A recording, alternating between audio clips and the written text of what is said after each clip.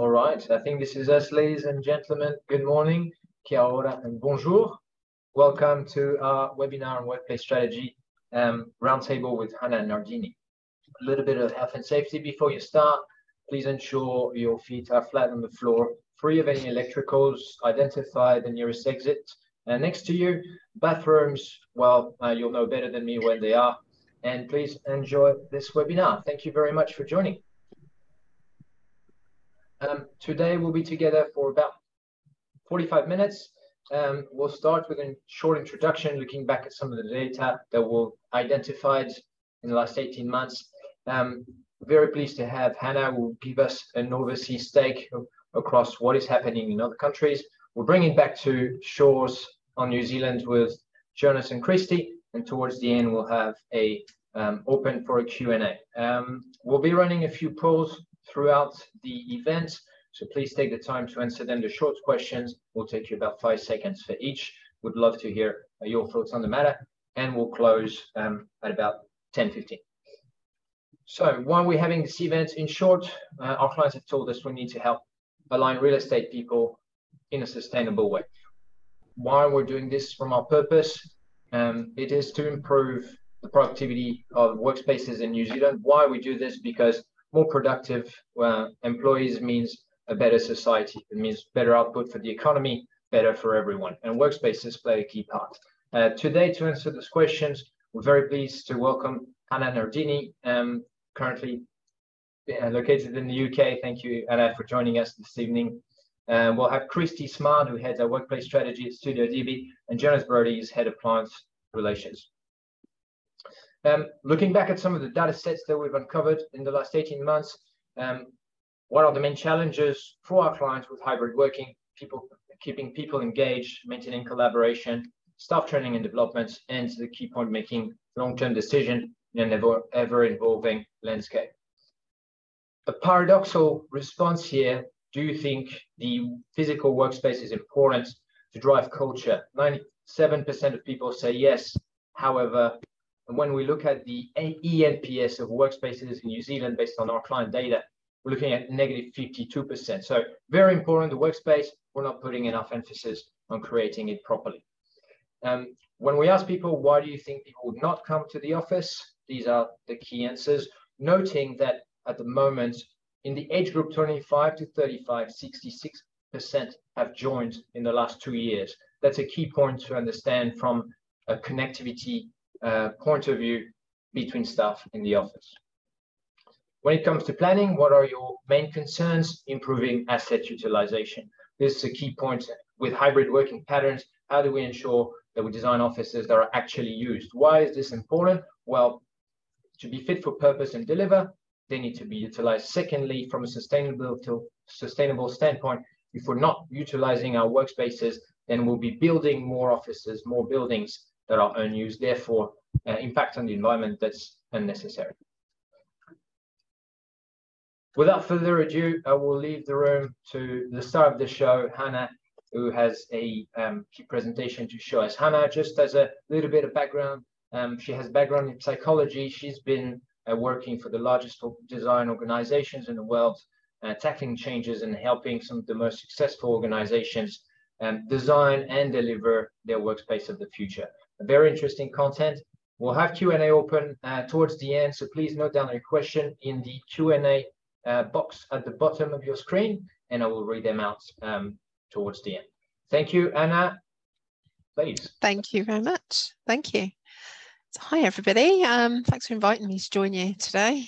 So the content of our presentation today is actually from multiple sources.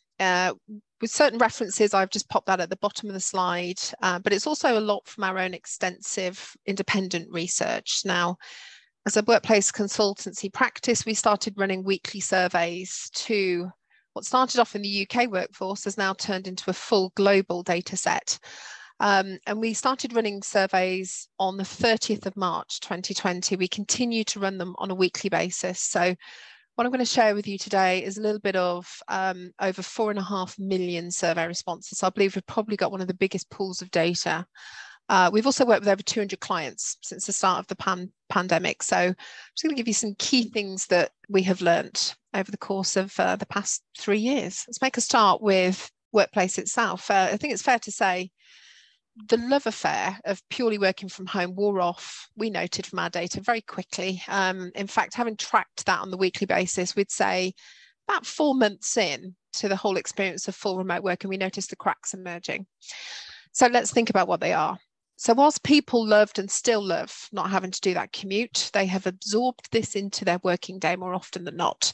So our work day is very much extended. The time in front of a screen has also extended. It now means that your doing time has been pushed into your personal time. We notice that for some junior colleagues, new starters, they're not really in a learning environment. So overhearing and just being in the presence of really experienced people, it counted for so much. And there certainly is signs that they're missing this development. People report that they are feeling exhausted, tired and burnt out. And in particular, we notice with the younger of the generations in the workplace, significant declines in their mental health and feelings of isolation, particularly for those who live alone. So there are significant negatives, but despite those challenges, it hasn't changed their minds on wanting to work in a flexible way. I think it's fair to say the negatives have not outweighed the positives enough. But if you ask people, many will say, I don't want to work from home every day. I want to have more of a balanced approach. It's almost like the best of both worlds. And this is the emergence of hybrid working. So how about employers? How do employers see it? Without a doubt, they do see a different and a slightly bigger picture. So they have reported, for example, that communication, not necessarily within the immediate team, but across teams, has started to suffer measurably. It takes longer to pick up mistakes. The quality of the work is certainly slipping. It takes longer to achieve things. Professional development, they're concerned about how they're going to promote and recruit from within. Relationships have become a lot more fractious. We've noticed that email has suddenly become a form of instant communication with some colleagues. So starting to put relationships under strain if people aren't necessarily responding quick enough to people. And they also note that there's a feeling of disconnection from culture or operational culture, which they're starting to see display itself in other ways. So yes, there are issues, but what does hybrid working look like in the world? Well, let's see what we can share from this instance. So as I said, we've been tracking these data trends. As you can see, Q2 2020, I've just shown it as Q2, Q4, and you can see tracked from 2020 all the way through to kind of where we're at today. So typically, we're seeing 2 days in the office each week as a preference for many, and particularly for those who live in commutable distance. If we look at New Zealand in particular, I just pulled out some of the key stats for you here. So we have obviously tapped into a lot of your own market to get some data. As you can see from this trend, the expectation of office attendance has certainly declined. If we go back to 2020, I think a lot of us thought it wasn't going to last that long. We just thought a few weeks, maybe a few months. As people got more settled and set into new habits and new routines, we've started to see that actually there is about a third of the workforce who tell us that they would prefer to work fully remote, or they're geographically unable to attend the office each week. But we do see about 2/3 are wanting to spend some time in the office. So right now we're seeing typical office occupation might be sitting around 32%. You'll notice you're very much aligned with some of the data that we're seeing coming out of the United States and also the UK. We notice that Europe and Asia do sit in slightly different places. We've noticed their occupation levels have typically been always higher or have crept higher over the past year to 18 months. So the reasons why people tell us they're coming back to the office.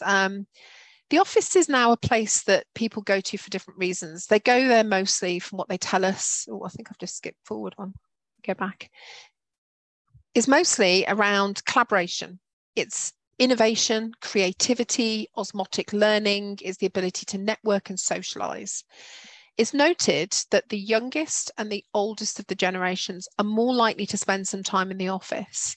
Now, some people just don't have the luxury of the home office, or they're living in shared spaces, and that makes fully remote working an uncomfortable proposition most of the time. But whilst technology has developed at quite an astonishing rate, we're expecting to see the digital communication software market increase even more significantly over the next 10 years to try and mimic the interactions that used to happen by people working alongside each other. And we are just simply not there yet. The technology is not quite good enough, which is why for now, the office is still essential. But what we do with them, how we use them and the frequency of their use is changing, and we need to be evolving the workplace to reflect some of these changes. So we've asked people their views on the office. And as you can see from this, and this is dated as of 20th of February, 89% of employees feel now is the time to be bold, do something adventurous and revolutionise the office. In fact, only 2% of people said we should wait and see what happens. But what does adventurous mean? If we asked 100 people, we'd get 100 different answers. So we really need to start to understand workplace more in the context of your own organisation. But there's a really interesting quote that came out from Ben Page at Ipsos Mori, and he made this quite profound statement. He said, and whether you agree with this or not will be interesting, we still need offices, we just don't need them for work. I think all of us here recognise there's a need for change, but how far do we take that change? So what I want to do for the next few moments is just share with you some of the trends that we have noticed amongst the organisations that we have or we are working with right now. So let's have a look at this. So we've seen many organisations resist the one-size-fits-all approach to hybrid working in favour of more of a persona-based approach. And this approach has been perceived as being much fairer, and it typically breaks into 3 roles, as we've identified here. Now, some have moved away or they've been employed on more remote-based contracts. It's not practical for them to attend the office on a weekly basis. But on the flip side, some roles require more office attendance. Typically, it's about 5% of your workforce. The majority, though, are seen as true hybrid. And we note that, as I mentioned a moment ago, about 2 days in the office is the most popular choice that we're seeing emerge. We're seeing team charters come through. So this further defines the differences within teams. It allows for a collaborative agreement on how often that team intends to attend the office, the reasons why they're going in, what days they'll be in, even down to how those days are going to be structured. Now, we've seen a number of clients implement this, and we've had some fantastic feedback from those who have implemented it. So it's great. It provides clarification around expectations within your business. If we look at space reductions, we're seeing 36 to 50% space rationalisation. There's a harder push to make your real estate as efficient as it possibly can be, but also flexible. We're seeing more around the quality of life and destination workplaces. So smaller spaces of higher quality, offering more sustainable spaces with lifestyle amenities such as fitness centres, cafes, restaurants, barista bars. It's about building a space that meets people's needs to encourage them to work back in the office and naturally want to return. So where do you start? Now, we recommend that you begin by understanding your current space. How does it work, and identify really what people need. So I'm just going to share with you an example of a recent study that we've conducted. So let's have a look. I'm going to share with you a couple of heat maps. This is a company that has about 35,000 square foot. We ran a utilisation study. Utilisation studies, incidentally, in the past 6 months have shot up in popularity. But this is what their office looks like. When we look at Monday to Friday, we gather hundreds of thousands of data points. We can heat map the space. And what we were hearing from this client is, well, when our team comes in, we've run out of space. We need more space. We've not got enough meeting rooms. There's nowhere to do virtual meetings. I'm sure these are probably complaints that you have in your own offices. So what are we looking at here? Well, anything that's blue is not used, or it's poorly used. If it's green, it's average. It's 25 to 49% utilised. Yellow, orange and red are hotspots. These are well-used spaces. Now, this organisation, though, interestingly, had insisted that people came into the office on a Tuesday and a Wednesday. So let me share with you what the space looks like if we just start to filter it out in that way. Notice how the space changes when we look at just compressing occupation on 2 days. Have they run out of space still? No. As you can see from this, even on 2 days a week, the office is nowhere near capacity, and that is purely on the principle of natural mobility. So people will always be off sick, people will be travelling, people will be on annual leave. But you will see that surging occupation on just 2 days in your office is a wasted opportunity. If you were to have a more balanced approach to distribute occupation across, say, Monday to Thursday, not many people like going in on a Friday, appreciate that, but you could significantly push the boundaries of your space requirements. We also notice perception versus reality are two very different things. So the common complaint, we've run out of meeting rooms. We had that here. You haven't. It's your behaviours that you need to look at and your booking system. So we tend to find, if I share some key typical stats with you around office use, let's look at the past 12 months. Desks are used significantly less than you would expect. When people are in, they don't all sit at desks. In fact, as I mentioned a moment ago, the reasons why people return to the office, a lot of people will be collaborating, they'll be in meetings. In fact, about 20% of people will be in meetings. You do not need one desk per person.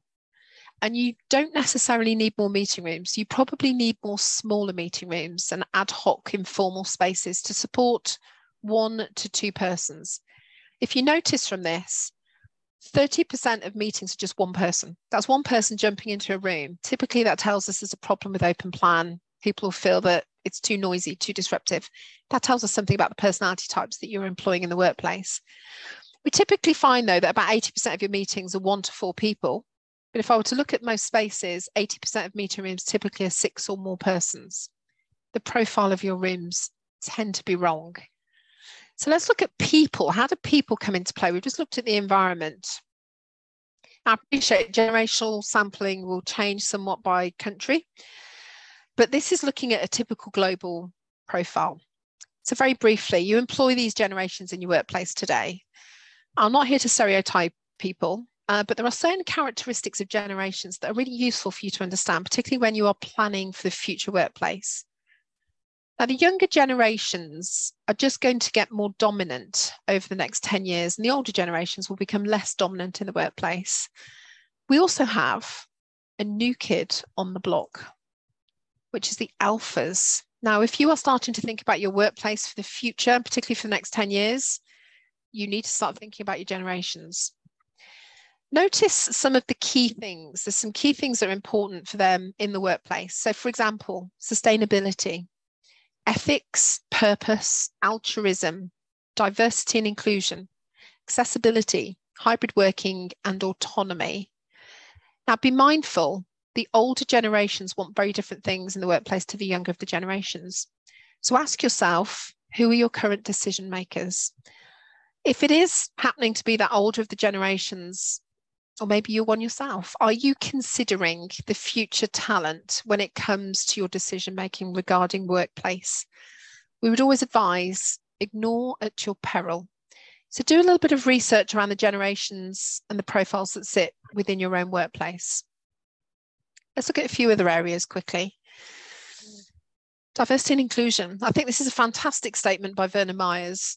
It just explains a little bit more context of what it actually means. But unfortunately, the pandemic may have imposed a serious setback for D&I efforts, particularly with women and with racialized communities being disproportionately impacted.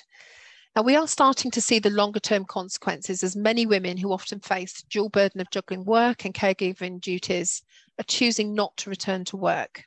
And a recent WorkLab study found that since the pandemic began, self-reported job satisfaction amongst women is 27% lower than for men in similar circumstances. And women are twice as likely as men to consider leaving their employer within the next 12 months. Now, a lot of businesses will say, we've got a D&I statement in place, but are you actually joining the dots between policy, people, and place? It is estimated that only 10% of global workplaces are meeting this need. Now, universal design has been around for years, and not many workplaces truly reflect it. But if we just look at the basics, let's look at just the most common, obvious things. Wider walkways, reduced desk clusters, occupation control, ramps, multi-faith rooms, gender-neutral washrooms, nursing parent spaces, spaces designed for those with neurodiversity needs, so particularly making more mindfulness around spatial awareness, colour and texture. Are you building it into your cultural narrative so it becomes an accepted norm, and education on unconscious bias? So research has shown that there's a lot of benefits to having more of a diverse and inclusive workplace.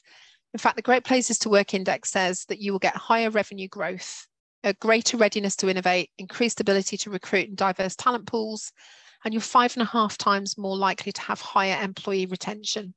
So inclusion in the workplace is one of the most important keys to retention.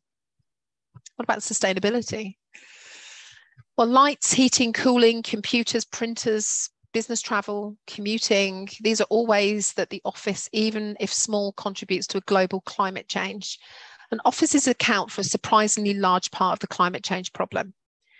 So the Carbon Commitment Report surveyed 1,000 heads of sustainability and business owners, and they found that only 10% had set carbon emission targets, and none of it was scientifically based. But the employee appetite for tackling climate change does exist. And 1,000 junior employees were also questioned, and more than half of them, in fact 57% of them, said that their employers aren't doing enough to involve them in cutting their carbon footprint at work. And in fact, even when those targets do exist, 74% of employees said they had no idea what they were.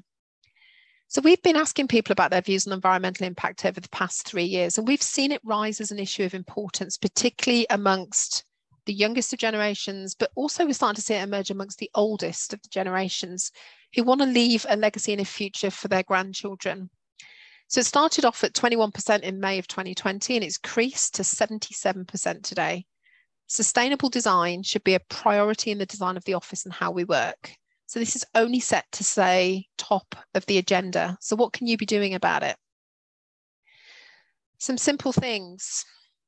There's a lot you can do. We all have to play our part, but think about, for example, use of public transport. That emits about 1/6 of the emissions of car journeys. Electric vehicle points in offices, or e-bike, scooter charging points. Encourage more cycling or running to work initiatives. If you're doing that, put showers in and locker rooms. Encourage people to work from home, even just 1 day a week. That takes into around 24 million tonne decline in CO2.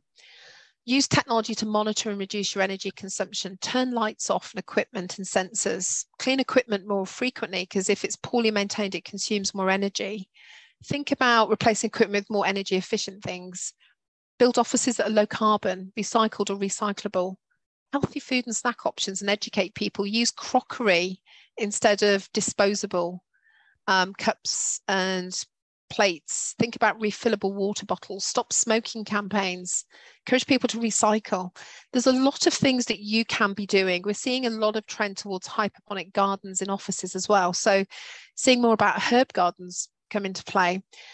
A sustainable and a healthier workplace results in a stress-free and a happier workforce, which consequently enhances employee wellness and their productivity. So what does all this mean for the future? What might the future look like in the next 10 years? Let's look at the workplace of 2033. And bear with me on this. The prediction is that we might start to see the death of the desk. Think private members club. Not the old school image of white balding men in smoking jackets and wood panelled walls, which might spring to mind. A private members club is home from home. It's a base where you feel comfortable and welcome. It's exclusive. Attending this space makes you feel special. It's niche, it's high quality, gives you a sense of community. It's an extension of your lifestyle. It's full of nooks for private conversations, and people know your name. It's made up of multiple spaces, but no longer are you likely to see the endless rows of desks. You might plan your days to ensure your time in the office is spent around other people. So think socializing, networking, and meeting. So what spaces might you find? Let's have a quick look at them. So as you can see from this, you might find large tables that allow you to sit with your laptop and work for a period of time, but not set up like the traditional office. It'll have more customization. It will be, think, task lighting. The ability to flex this space, though, into other functions when it's not possible, which is not possible with traditional desk configurations. Now, you're not likely to be spending all day in this area, so they're more like touchdown points, but ergonomics are still important and still need to be considered. We might start to see dining rooms, the orangery, lounges, libraries, reading rooms. Well, how about the fitness studio, the spa, treatment rooms, pop-up salons, beauticians, screening rooms, and of course, meeting rooms. Everything about the private members club is about the employee experience. So why can't the office be like that? So it's just something to reflect on when we start to think about what the future might start to look like and what some businesses are starting to plan for. But let's bring it back finally to the here and now. Do your research. understand the current baseline and your workers. Be clear on your hybrid working expectations and try and think about balanced occupation. Have a good reflection on your future vision and your aspirations. What is likely to change for you and why? And design around that. Understand how you can attract and retain the talent. D&I is a never-ending area of focus and our priority. And if you have the time before release events, use it wisely, test ideas out, see what works, critique its success, and use that to make your informed decisions. And finally, do not overlook the value of change management.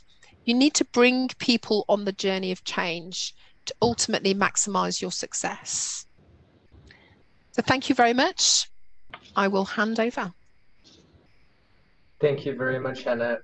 Really interesting. I love the your stats around space reduction, and especially the offices that you've shown would probably be considered in New Zealand as the best there is. So there is an idea around the cost of them, because if there is, of course, these spaces, these new buildings are more sustainable, they are more expensive, and a lot of companies think they actually cannot afford them. But if you bring in that back to utilization, of course, you cannot afford them if you're paying for 100%, but using 20. However, if by better design you can improve that utilization, then your ratio of what you're paying for versus what you're utilizing will go up and will enable your company to afford these spaces. I'm now going to ask a few questions to Christy and Jonas. Jonas, as mentioned, is head of our client relations department, speaks to the market, speaks to our clients every day in New Zealand. And Christy heads our strategy department, so has a very in-depth knowledge of what the larger organizations in New Zealand are thinking about. So Christy, considering the current tightness in the labor market and knowing that one of the key challenges of leaders when it comes to change is how to bring the stakeholders on board and justify the return on investment, what can you tell us about the relationship between employee engagement and the work and their perception in the workspace? Yeah, thanks, Pierre. I think there's two real key things to think about here. One is that we're seeing businesses move from that really intense growth phase to a phase where we're focused on efficiency. And that is, of course, influenced by some external factors that are going on in New Zealand at the moment. But equally, in Gallup's 2022 reports of pretty recent data, they concluded that as few as 21% of employees across the globe identified themselves as engaged at work. So here we're seeing that close to 80% of the workforce that we potentially are employing may not be engaged. So potentially the solution to the labour market is similar to what we're seeing with space, is instead of going out and hiring a bunch more people, what we really need to do is invest in those people, invest in the space that we're providing them with to make sure that we're getting the best out of everybody on our team. So I guess on average, we measure that ENPS that we spoke about with workplaces. And typically we see that before a project, we're sitting at -50. But after a project, on average, that's increasing to +60. So that really just shows how much the workplace influences how people feel when they're at work. Yeah, that's actually quite interesting, Chrissy, and for those listening in, you'll see what we've just prepared here is just a small snapshot of our data that we can compare against Hannah's. But what we're seeing and the data that we have is the average age of the C-suite, which is typically making decisions, hence the last question on the poll, is at 52 in New Zealand. And what we often find is that there's an unconscious bias when making these decisions. And typically there's a higher chance of staying with status quo. So often, and Hannah, I like the piece where you mentioned about testing before the lease end. Typically, back in time, you would lease a space and then think about what you could do with it or what you should do with it. Whereas now seeing some of these leaders actually work backwards and think, what do we need from an organisation point of view, understand the here and now, and then figure out what data actually really drives the decision for the future way of working. And just quickly touching on biases, often executives would think that the youngest demographic, which we've got here, I say the 24 to 34, would think that they are the highest percentage that are wanting to come to socialise with colleagues. but actually, on the contrary, those that are more experienced in the workforce between the age group between 55 and 65 are at 80%. And that's just something that's really important to understand from your organisation. And again, back to you, Pierre, but in terms of looking at what the organisation has and then plotting the way forward. Awesome. Thank you, Jonas. Yeah, quite interesting with regards to this topic of stakeholder engagement and keeping in line with that change. My next question to you, Jonas, is considering the key challenges that are outlined in our research previously, our planning and budgeting for change, how to design for sustainability, and how to create stakeholder engagement at the start of the project. Can you elaborate on what the successful CRE leaders are doing in that space in New Zealand from what you've seen? Yeah, that's good. And I think that's probably what you're touching on, Christy, is important to consider, as well as, for a start, not jumping to conclusions and thinking what you will need and then working back and understanding what you may need from a CapEx perspective, but instead thinking and forming the core group of people that you need to bring on the journey from the leadership side, and then how can we include the organisation and clear communication to the organisation that you aren't committing to something. I think that's something that we're finding more and more is often mistakes are made when there's a communication to the organisation that something major is happening when it may not be, or we have no data to support that. So for a start, align the stakeholders at leadership level and then bring the people on the journey, support that with the data of the here and now, and then also moving forward, brainstorming and really workshopping with the organisation, what does that future of work mean? And then from there, we can figure out how many people we need in terms of the average occupancy of the office, the size of the office, and then we can go to the market for real estate options and look where we can align the real estate with the people and the place and the culture.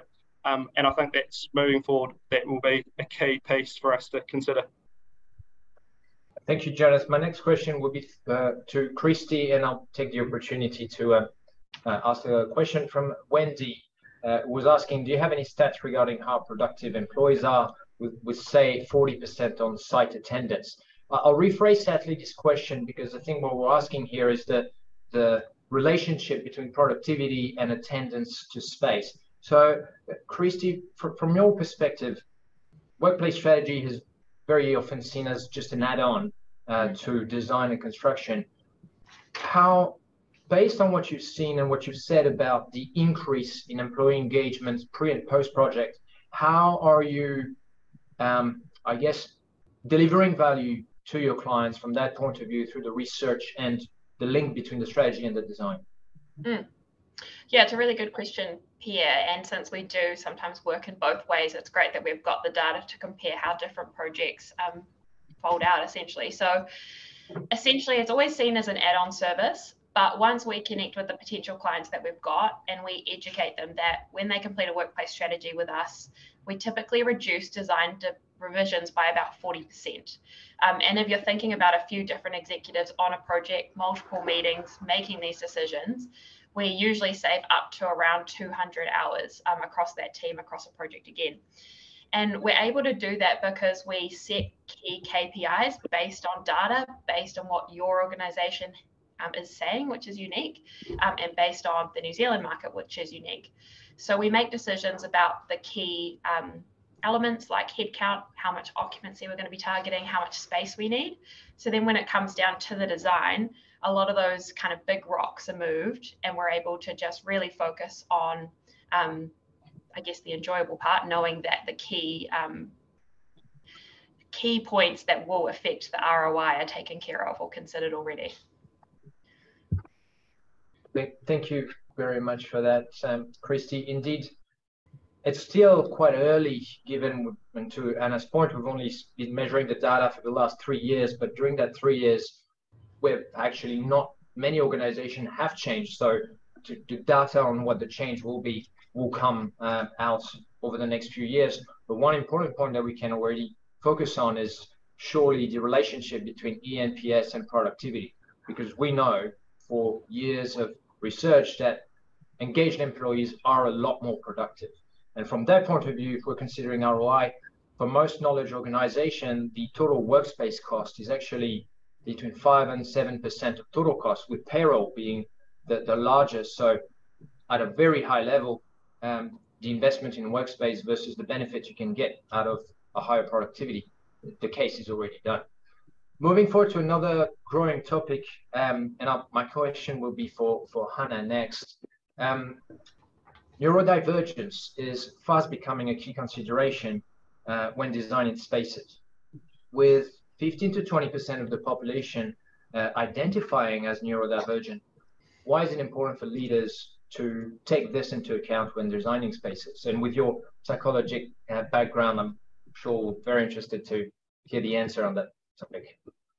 Yeah, there's some really interesting research that JP Morgan did. They've got an Autism at Work program, and they did a lot of work on neurodiversity in the workplace.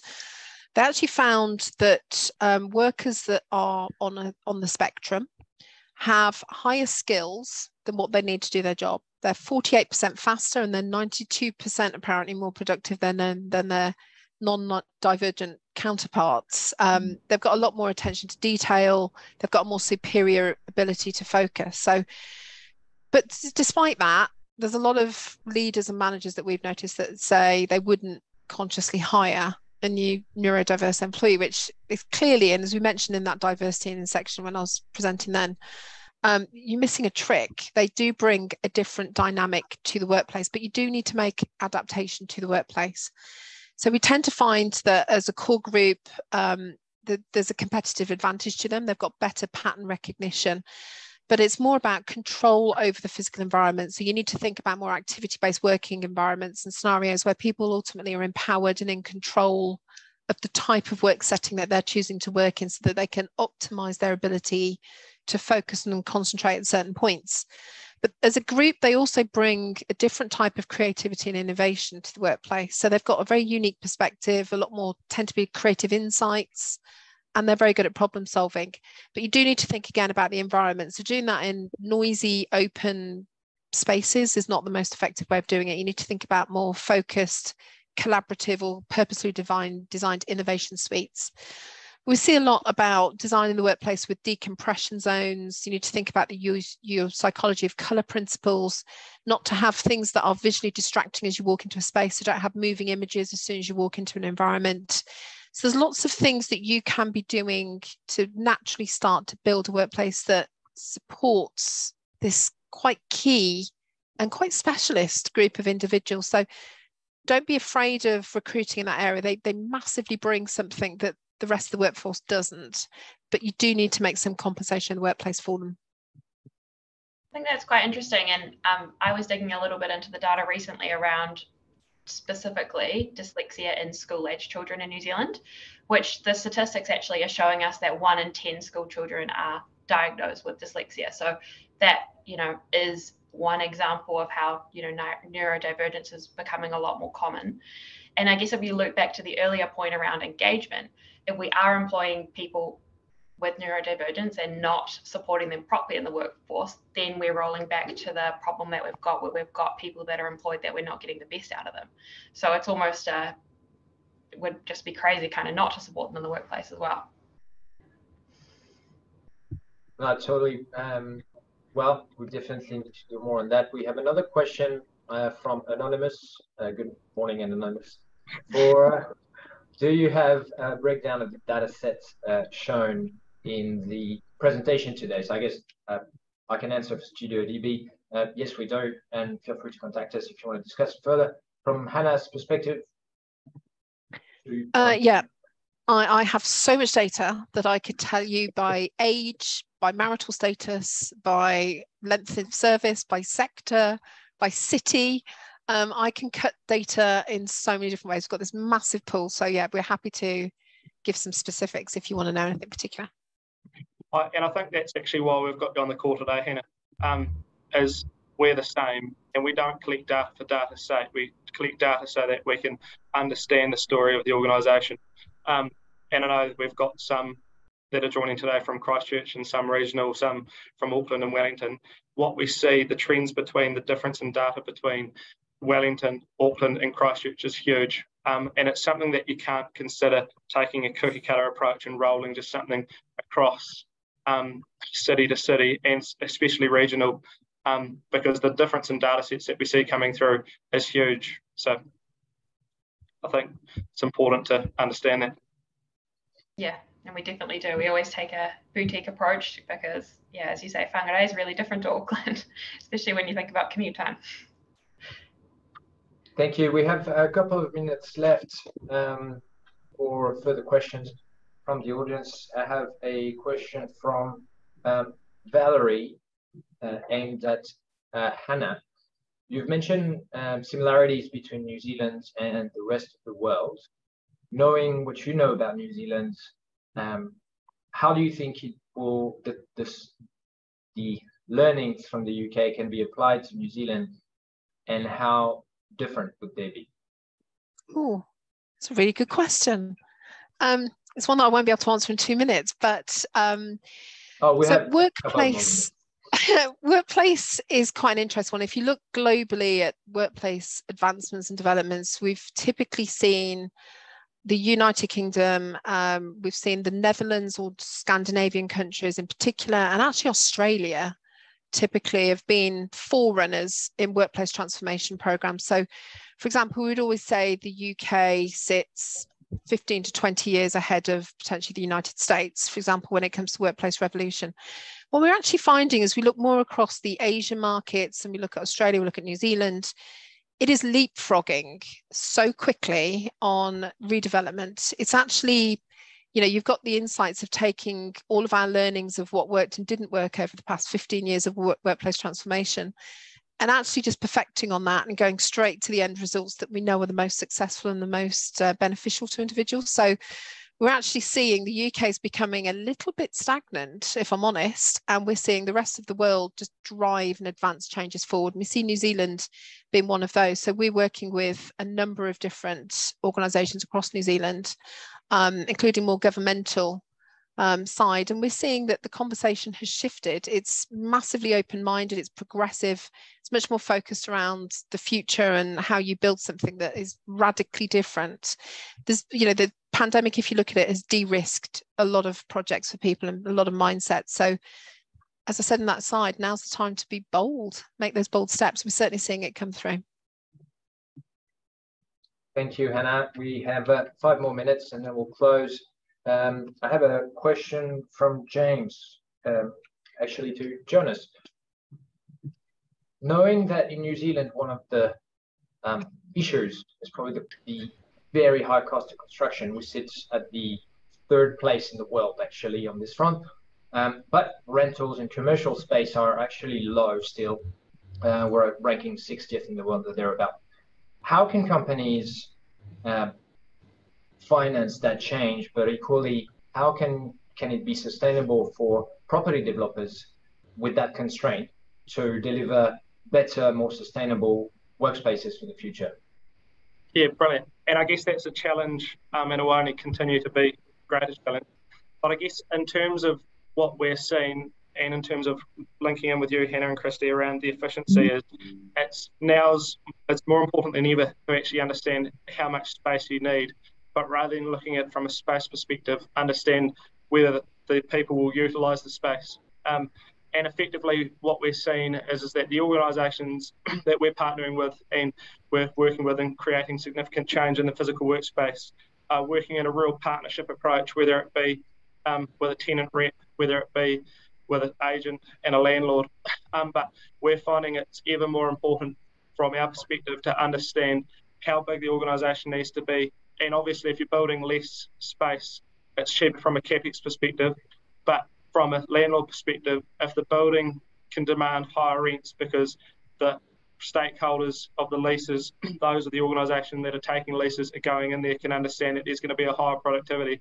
It's actually not seen as a cost, and it transfers that mindset to an investment.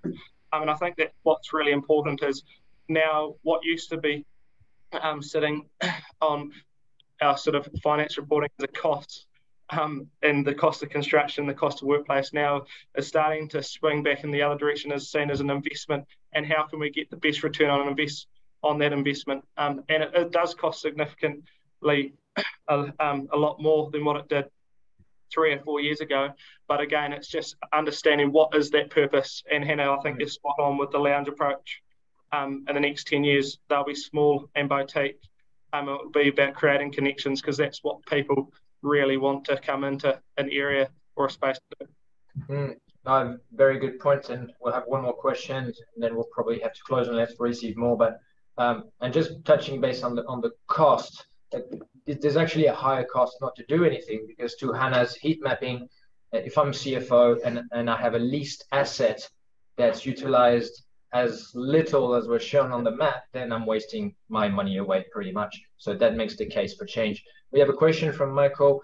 If the future of work is something like a private club, what could businesses do today to start to take steps to work towards this? Most businesses won't be able to jump straight into the future. Yeah, I can take that one. So research, do your research, find out about how you work, your benchmark, your baseline, how your space is currently utilized, what works for you right now, what doesn't work for you. Understand your people, make sure that you understand the profiles, and not just the generations. Think about the difference between managers and non-managers. Think about those who are more extroverted in characteristic, those are more introverted in characteristics. Really start to understand the profiles that make up your business and how they operate within that space. And then, as we said, if you've got little bits of time, test these ideas out. So go bold. You can always claw back if you need to without doing that big jump straight away, but perhaps make some of those radical decisions. Take test groups, pilot groups, and actually really take those desks away. Let's try something different. Get a group that is massively up for the challenge and learn from it. Post-occupancy evaluation, reviews, learn from that experience before you roll things out on a bigger scale. So yes, it is a bold and brave step, but it is possible when you really start to understand the complexity of how your organization works. I could tell you how another organization's done it, but that's not relevant to you. I can give you lessons learned, but you really need to explore it in your own context. Thank you very much, Hannah. And we'll have to close off on this note. We have a question from Kim about going back to the slide. Kim, we will be sharing those data later on. Feel free to contact us after this webinar. Happy to share any further data that we have. Thank you very much for everyone who joined on the webinar today. In terms of what's next, we have our next event, which will be around sustainability, how to actually measure and change the carbon embedded when you're in your interiors project. We're starting to see that from a building perspective. Very little is being done with actually the interior part of those emissions. We'll be releasing shortly specifically to New Zealand a state of the workspace survey. If you see that email come through, please take the time to answer. Your insights is highly valuable. And finally, and this will come out as a follow-up from this webinar, we're offering 5 workshops for people who want to get a first sense of what's their situation and how they could actually change. This is an offer from Studio DB. You'll have time from Jonas and Christy. So it's free of charge, but there are only 5. So if you're interested, grab the first one. It will be first come, first served basis. We'll send the email, click on the link to register. And if you're amongst the 5, then we'll look forward to hosting you either virtually or at our office for a strategy session on how to get straight into the future.